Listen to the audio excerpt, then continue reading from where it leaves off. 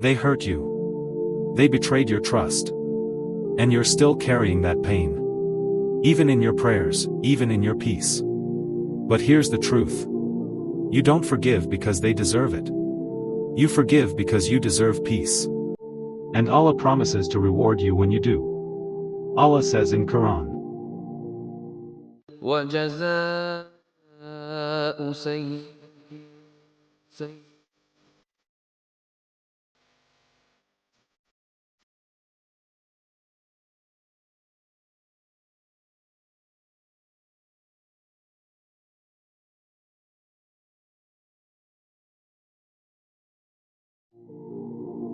the recompense for an evil is an evil like it, but whoever pardons and makes reconciliation, his reward is with Allah.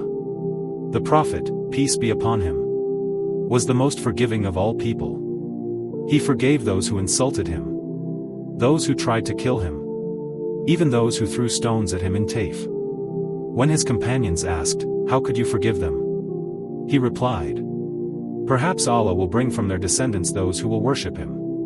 Subhanallah. He didn't see enemies, he saw possibilities. Forgiveness doesn't make you weak. It makes you free. Every time you let go of a grudge, you clean your heart. And Allah fills that space with light.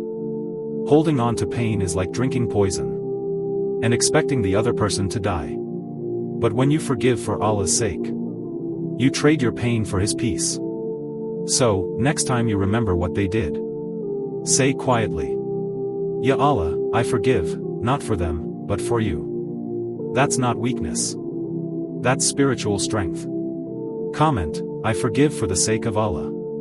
Save this video as your reminder that peace begins with forgiveness. Follow for daily sunnahs that heal your heart and draw you closer to Allah.